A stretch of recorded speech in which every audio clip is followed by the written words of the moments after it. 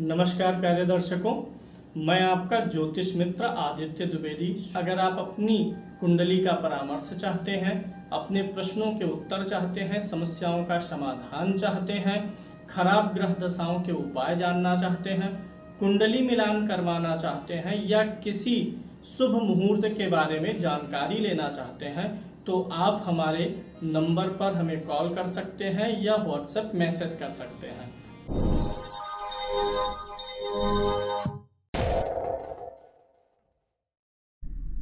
नमस्कार प्यारे साथियों, नक्षत्र तक आपके अपने YouTube चैनल में आपका स्वागत है।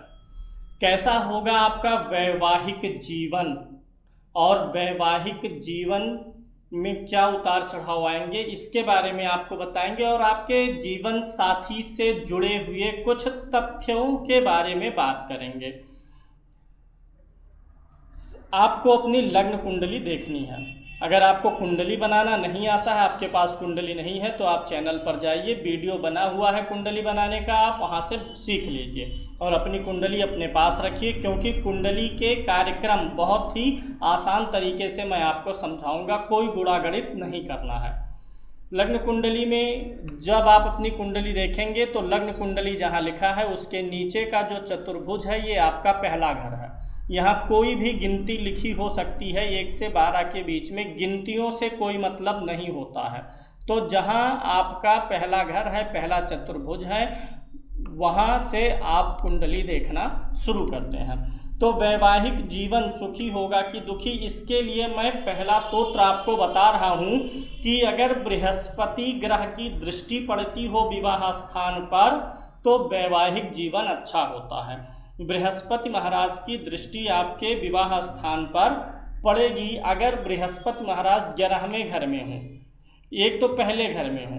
अगर पहले घर में गुरु हैं तो विवाह स्थान पर दृष्टि पड़ेगी, तो आपका जीवन वैवाहिक जीवन अच्छा रहेगा और जीवन साथी भी अच्छा रहेगा। दूसरा, अगर गुरु आपके तीसरे घर में हो तो भी वैवाहिक जीवन को मधुर रखता है। पहला घर यहाँ से गिनेंगे 1 2 3, तीसरे घर में गुरु हो तो भी वैवाहिक जीवन अच्छा चलता है।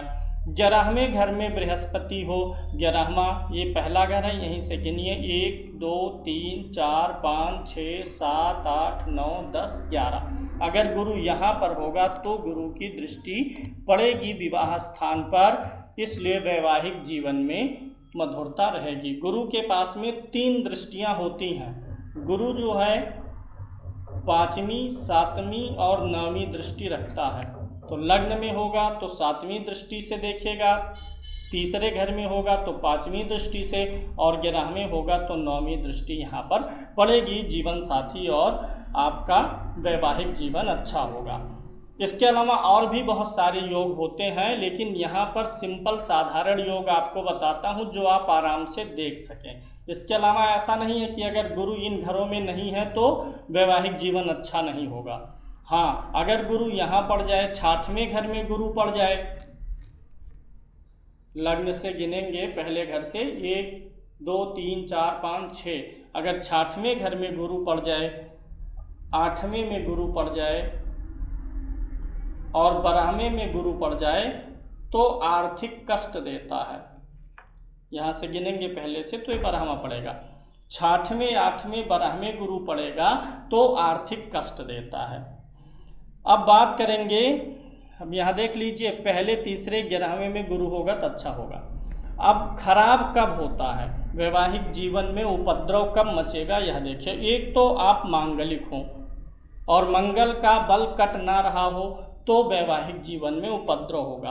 पहले घर में, चौथे घर में, 7वें 8वें और 12वें घर में अगर सूर्य और मंगल में से कोई ग्रह लिखा हुआ है, पहले घर में, चौथे घर में, 7वें घर में, 8वें घर में, 12वें घर में अगर सूर्य मंगल लिखे हुए हैं तो पारिवारिक जीवन वैवाहिक जीवन में उपद्रव रहेगा।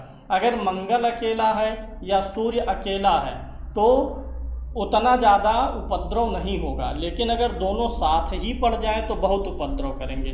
मान लीजिए यहाँ पर सूर्य या मंगल हैं, दोनों में से कोई एक ग्रह हो तो उपद्रव होगा, दोनों में से दो के दो हों तो महाउपद्रव होगा। यहाँ पर सूर्य मंगल में से कोई एक हो या दोनों हो तो उपद्रव होगा वैवाहिक जीवन और पारिवारिक जीवन में। यहाँ सूर्य और मंगल हो तो भी उपद्रव होगा, यहाँ हो सूर्य और मंगल या दोनों में से कोई एक हो तो उपद्रव होगा। बारहवें घर में सूर्य और मंगल हो तो उपद्रव होगा, दोनों हो जाएंगे तो महाउपद्रव होगा। अब एक चीज़ और बता दें, अगर मंगल इन घरों में होता है, व्यक्ति मांगलिक हो, तो ऐसा जातक अपने जीवन साथी पर हावी रहता है। अगर पुरुष की कुंडली में मंगल इन घरों में हो तो ऐसा पुरुष अपनी स्त्री पर हाथ उठाता है। मंगल इतना असर करता है कि कभी कभी 2-4 थप्पड़ दिलवाता है। अब मान लीजिए कि इन पहले घर में, चौथे घर में, 7वें, 8वें और 12वें घर में, इन घरों में किसी एक घर में सूर्य है और इन्हीं घरों में से किसी एक में मंगल है तो भी उपद्रव होगा। मान लीजिए मंगल इस घर में है, यहाँ पर मंगल लिखा हुआ है और सूर्य चौथे घर में है तो भी महाउपद्रव देगा, क्योंकि ये दोनों गर्म ग्रह हैं। इन स्थानों पर पड़ते हैं तो गर्म ग्रह मतलब तनाव पैदा करते हैं वैवाहिक जीवन में। अगर सूर्य मंगल साथ होंगे, पहले, चौथे, 7वें, 8वें और 12वें घर में साथ होंगे तो उपद्रव, और इन्हीं घरों में अलग अलग होंगे तो भी उपद्रव देंगे। अगर इन्हीं के साथ में गुरु भी होगा तो कुछ शांति हो जाएगी। अब अगर शनि और मंगल एक साथ बैठ जाएं, शनि मंगल 7वें घर में हो जाएं, 8वें घर में हो जाएं और 12वें घर में हो जाएं, दोनों एक साथ हो जाएं, शनि मंगल 7वें घर में, 8वें घर में और 12वें घर में हो जाए तो विवाह में देरी होती है, विवाह देर से होता है।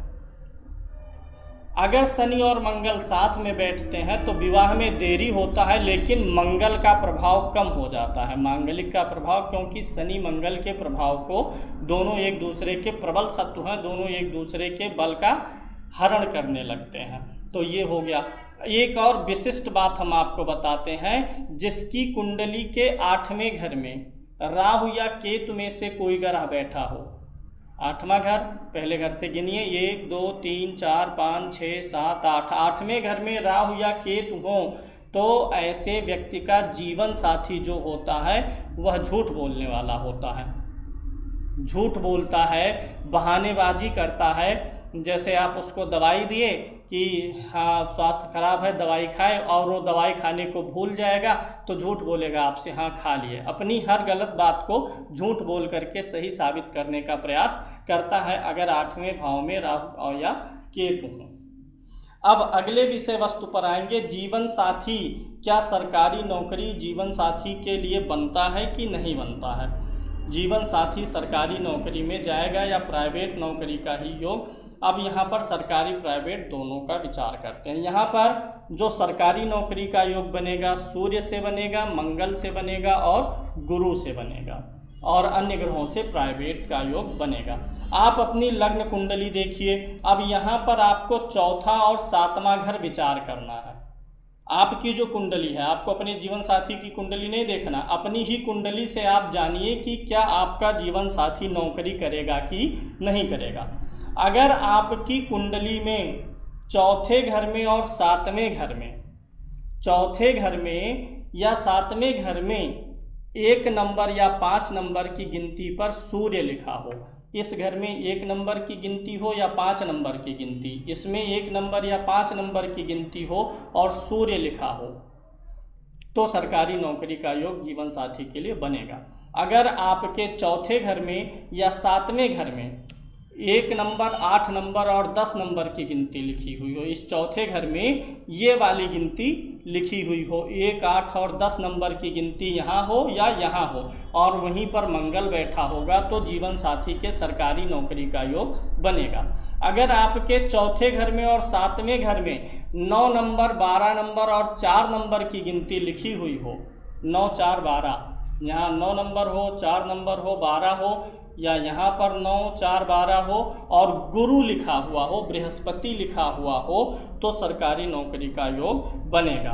अब इसमें एक चीज़ ख्याल रखना है कि ये ग्रह जो हैं वक्री ना हो और अंश में बहुत कम या ज़्यादा ना हो, बहुत कम अंश के या बहुत ज़्यादा अंश के ना हो, तो यह योग बनेगा। अगर चौथे घर में और सातवें घर में, चौथे घर में मान लीजिए 2 नंबर की और 4 नंबर की गिनती है, या सातवें घर में 2 या 4 नंबर की गिनती और चंद्रमा लिखा हुआ है, तो ऐसे व्यक्ति को सरकारी और प्राइवेट दोनों में से कोई भी जॉब मिल सकता है। पहले के समय में स्त्रियां ज़्यादा पढ़ी लिखी नहीं होती थीं, तो यह फल उनके पति को मिलता था, लेकिन आज के समय में स्त्रियां पढ़ी लिखी हैं तो फल उनको मिलता है। अगर चौथे घर में 3 नंबर और 6 नंबर की, यहाँ देखिए, अगर चौथे घर में, इस घर में 3 नंबर 6 नंबर की गिनती लिखी हुई हो और बुध ग्रह बैठा हो, तो प्राइवेट नौकरी का योग, खासकर बैंकिंग और शिक्षा क्षेत्र का योग बनता है।